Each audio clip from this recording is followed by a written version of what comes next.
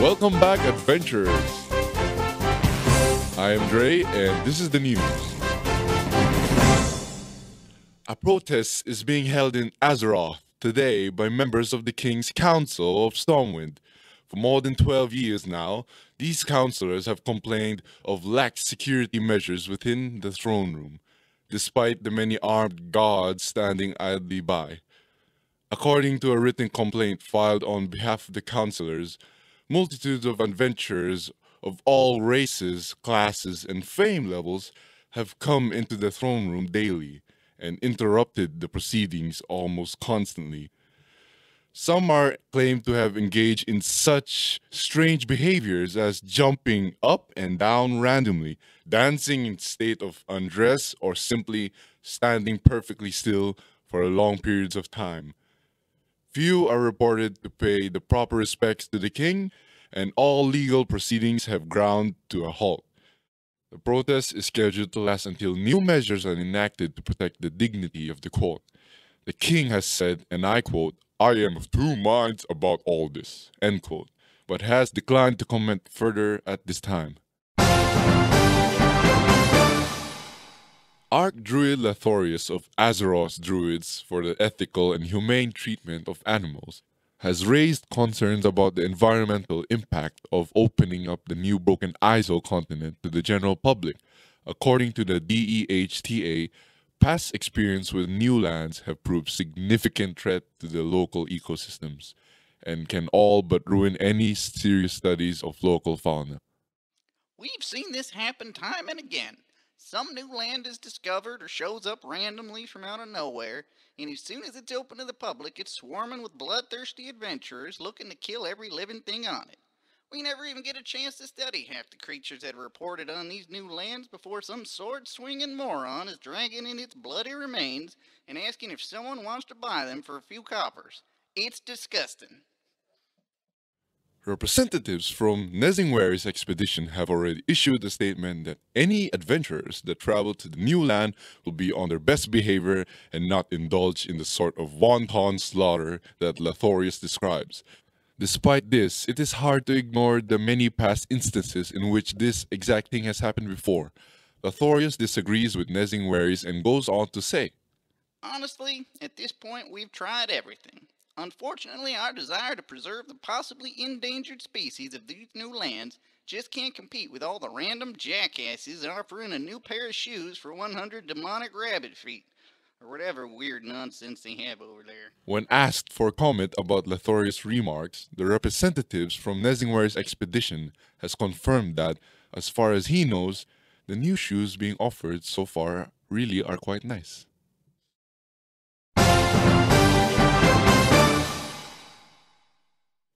In Tamriel news this week, we have a bizarre act of mass violence that took place in the city of Riften, within the remote imperial province of Skyrim.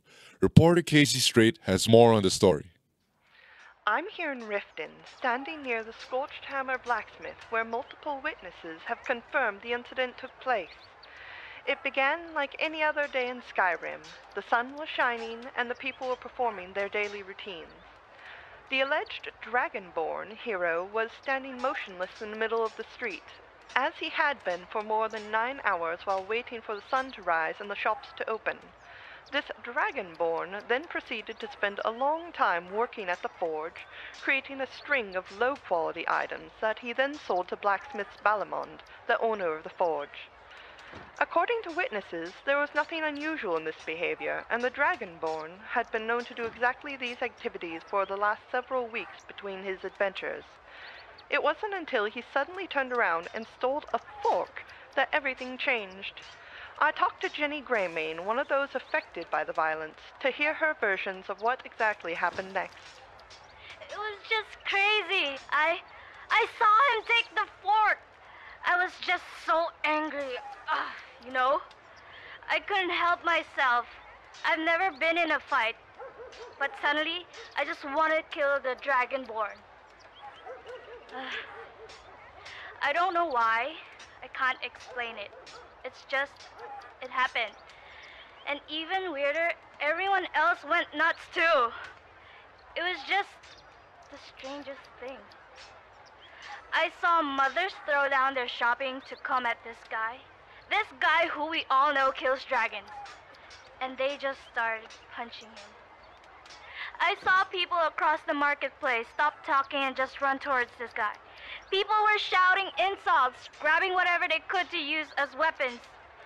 And all over a stupid fork. Over 20 civilians were reported to have taken part in the assault, each overtaken by an all-consuming rage and willing to give their lives, if need be, to avenge the theft. The attack reportedly went on for nearly full 5 minutes before the Dragonborn was approached by a guard and had a short, unclear conversation. After they spoke, the rage that had affected the town seemed to have vanished as quickly as it had come, leaving the people confused but ultimately forced to return to their daily lives. The widespread belief around the city is that the guard likely felt sympathy for the Dragonborn because he had once also been an adventurer, before his career was reportedly cut short by taking an arrow in the knee. I'm Casey Strait, reporting from Riften. An official statement from the Jarl of Riften claims that no official charges have been filed against the Dragonborn for his actions, and that the gods are free to act according to their own discretion in matters of law. The Dragonborn did defend himself during the violence, and 17 citizens were killed in the attack. Famed wizard Sauron, the former Dark Lord of Mordor, has released his much-anticipated tell-all autobiography this week. The event took place among massive protests by both the Wizards Guild of Middle-earth and the Dark Alliance of Ultimate Evil. Among the many claims that Sauron makes within the book are that the magical ring was in reality pretty much useless. The same ring was considered essential to the Dark Lord's rise to power, and the Fellowship of the Ring went to great lengths to destroy it. These claims are widely disputed by both the Wizards Guild of Middle-earth and the Dark Alliance. I have magical attorney Dushatar Lobender, a legal representative for the former Dark Lord Sauron, here in the studio to discuss how true he thinks these claims may be. Mr. Lobender, thanks for joining us. Thank you for inviting me, Dreii. I will admit, most people hear that there is a lawyer representing one of the most evil beings in the universe, and they don't want anything to do with either of us. Can there be any truth to the rumor that the One Ring was actually unimportant? Unimportant is an understatement, Dreii. I don't want to spoil the book, but from what I understand, Sauron didn't even think anyone would actually believe the whole One Ring thing. And when it started to take off, he just went with it. I don't understand. What would have been the benefits of pretending that there was this ring that had to be destroyed at all costs? Well, for one thing, there were the costs involved in the war effort. Have you ever been to Mordor? It's not exactly the easiest place to raise funds or supplies for a vast army. And even though orcs are cheap, they won't fight on an empty stomach, believe me. So, the One Ring was just a distraction? Absolutely. While everyone thought that Sauron's forces were unbeatable without some tiny metal circle being destroyed, he was busy securing allies, raiding supplies, and putting out mercenary contracts.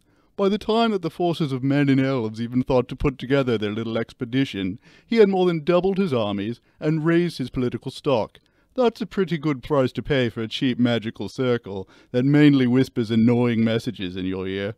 So when Frodo eventually destroyed the ring in the fires of Mount Doom... Mount Doom? Don't even get me started on Mount Doom. You could have melted that stupid ring down in any blast forge in Middle-earth, which is something that the metalworking dwarves really should have tried before they agreed to walk halfway around the world to drop it into a volcano.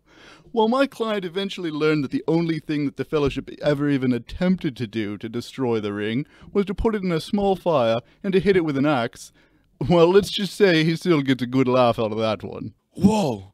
I hadn't thought of that. Neither did a lot of people, Dreii. It's why they are protesting it so hard. These are secrets that will make a lot of people on both sides of the wand really angry. Well, that certainly sounds eye-opening. I can't wait to read it. Thank you so much for coming to the show, Mr. Lawbinder. It was my pleasure, Dreii. Just a gentle reminder to our listeners out there, the book is Confessions of an Evil Eye, The author is the Dark Lord Sauron, and availability is now. The mayor of the night elf town of Shadow Glen, located deep within the lion's territory of Azeroth, has gone recorded this week saying he has, quote, "No idea why we suddenly need so many demon hunters, when we already have literally millions of other adventurers who can kill demons just fine." End quote. This seemingly innocent comment has sparked a string of familiar concerns across the world, prompting officials and merchants alike to question why exactly they really want so many dead monster parts every day, why they are willing to buy bulk quantities of common items that have nothing to do with their trade, and why no one they meet ever seems to stop and listen to pretty much anything they have to say. Gnomish philosophers at the College of Tinkertown have already begun a serious investigation of these and other existential questions, but the definitive answer is not believed to be forthcoming anytime soon.